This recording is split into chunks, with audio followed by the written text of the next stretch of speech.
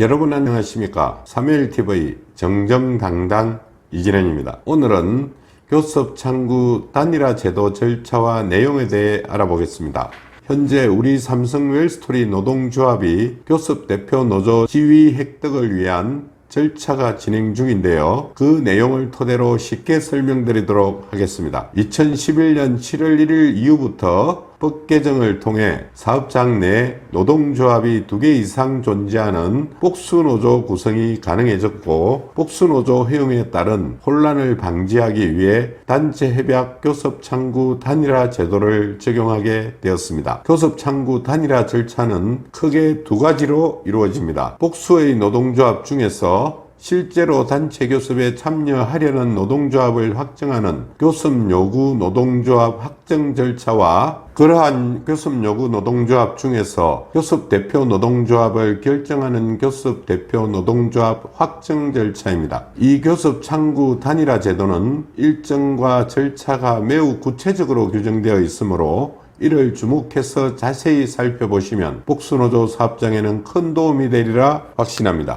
첫 번째 교섭 요구 노동조합의 확정 절차는 한 노동조합이 사용자에게 교섭을 요구하면서 시작됩니다. 사용자에게 교섭을 요구할 때에는 노동조합의 명칭, 대표자 성명, 사무소가 있는 경우 주된 사무소의 소재지, 교섭을 요구한 날 현재의 조합원 수 등 고용노동부령으로 정한 사항을 서면으로 적어 요구해야 합니다. 두 번째는 교섭 요구 사실의 공고입니다. 사용자는 그 요구를 받은 날로부터 7일간 교섭을 요구한 노동조합의 명칭, 대표자의 성명, 사무소가 있는 경우 주된 사무소의 소재지, 교섭을 요구한 날 현재의 조합원 수 등을 사업장의 게시판에 공고하여 다른 노동조합과 노동자들이 알 수 있도록 해야 합니다. 사용자에게 교섭을 요구한 노동조합이 있는 경우 그 교섭에 참가하려는 다른 노동조합은 공고기간 내에 노동조합의 명칭, 대표자의 성명, 사무소가 있는 경우 주된 사무소의 소재지, 교섭을 요구한 날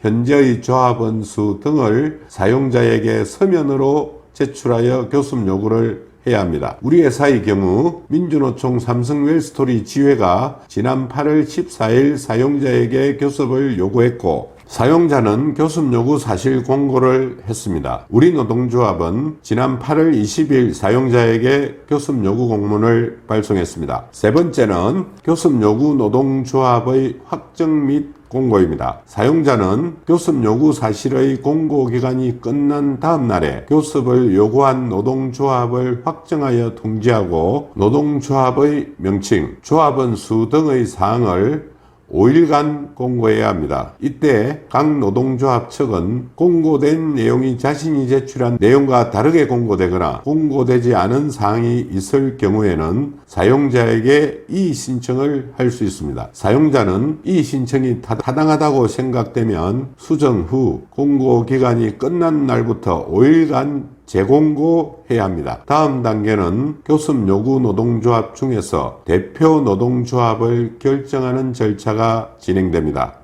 교섭 대표 노동조합의 결정 방법은 첫 번째는 자율적 단일화를 통하여 교섭 대표 노동조합을 결정하는데, 교섭을 요구한 노동조합이 결정된 날로부터 14일이 되는 날을 기한으로 하여 자율적으로 교섭 대표를 결정하는 방법입니다. 두 번째 방법은 과반수 노동조합이 교섭 대표로 확정되는 방법입니다. 만일 기한 내 자율적으로 교섭 대표 노동조합을 정하지 못한 경우는 교섭 창구 단일화 절차에 참여한 전체 조합원의 과반수로 조직된 노동조합이 교섭 대표 노동조합이 됩니다. 이 경우 14일의 기한이 만료된 날로부터 5일 이내에 사용자에게 과반수 노동조합이라는 사실을 통지해야 합니다. 사용자가 과반수 노동조합임을 통지받은 때에는 통지받은 날로부터 5일간 그 내용을 공고하여 다른 노동조합이 알 수 있도록 해야 합니다. 세 번째 방법은 공동교섭 대표단 구성입니다. 자율적 단일화와 과반수 노동조합 확정 절차에서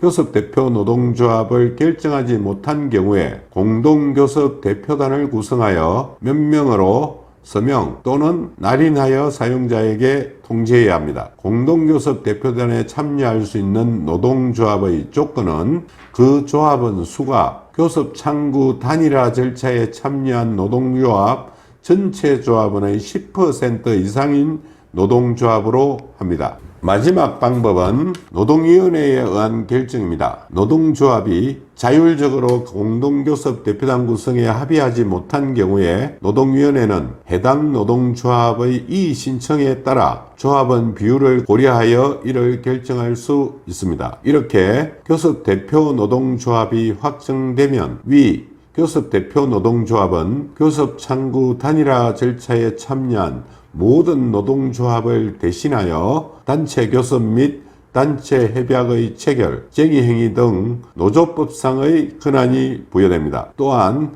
교섭 창구 단일화 절차에 참여한 노동조합 또는 그 조합원의 권리를 대신하는 것이기 때문에 합리적 이유가 없는 차별을 할 수 없도록 공정대표 의무를 부담하게 됩니다. 지금까지 교섭창구 단일화 절차에 대해 말씀드렸습니다. 쉽게 이해가 되셨는지요? 복수노조 사업장에서는 노동조합위원장 또는 조합 임원들이 본인과 같이 일하는 조합원들의 권리와 지위를 향상시키기 위해서 이 교섭 대표 노동조합의 지위를 획득하고자 많은 노력을 기울이고 있습니다. 왜냐하면 복수노조 사업장에서 소수노조는 사용자와의 공식적인 만남조차 가질 수 없기 때문입니다. 오늘 영상을 통해서 복수노조 사업장에 근무하시는 노동자들에게 많은 도움이 되었으면 하는 간절한 바람을 가져봅니다. 아직도 무엇을 망설이십니까? 이제는 두려움과 망설임을 떨쳐버리고